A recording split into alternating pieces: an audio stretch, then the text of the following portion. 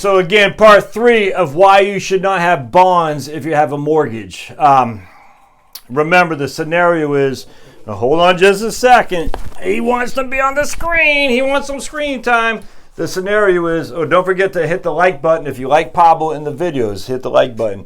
All right, so the scenario is we're borrowing $260,000, all right, where we could have invested it, we could have paid it off for the house or whatever. Or we're borrowing it, we're going to borrow $260,000, which will keep we're going to have a mortgage payment of $1,317 a month for 30 years. After 30 years, we'll have our house paid, and we're going to have some amount of money, equity built up, not equity, but some amount of liquid cash from investing.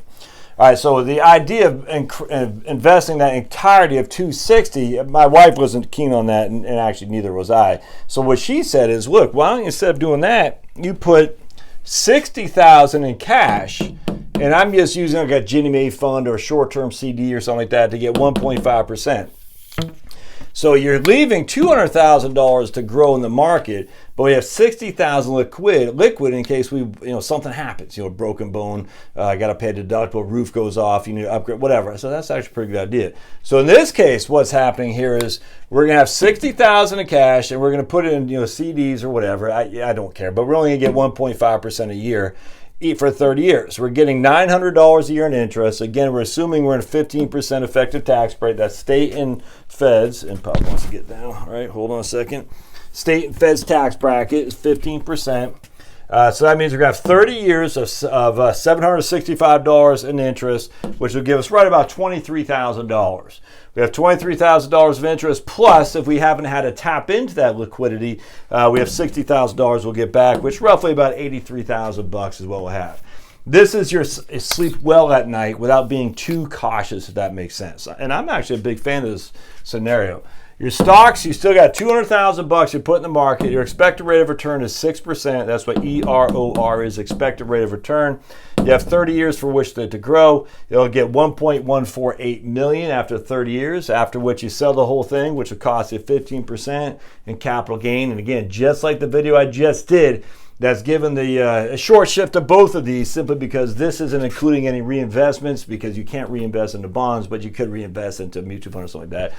But this assumes you're paying capital gain on the entirety of the portfolio, which you won't, because we have a cost basis of at least $200,000. Never mind the reinvestments that you've done.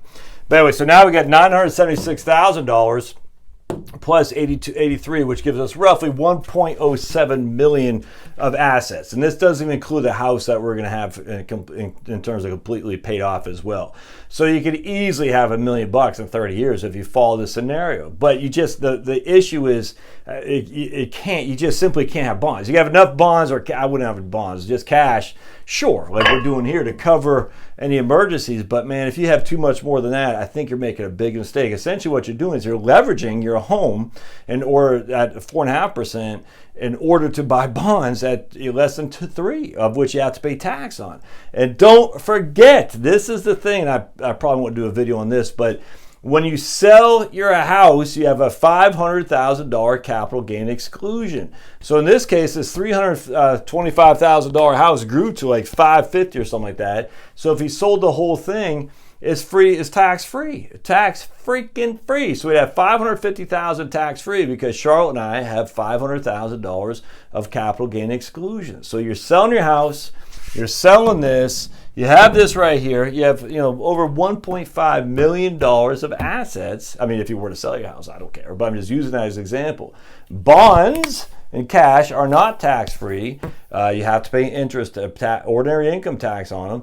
Selling your house is tax-free for $500,000 or $250,000 if you're single. So you really want to build up your equity in your home as much as you possibly can.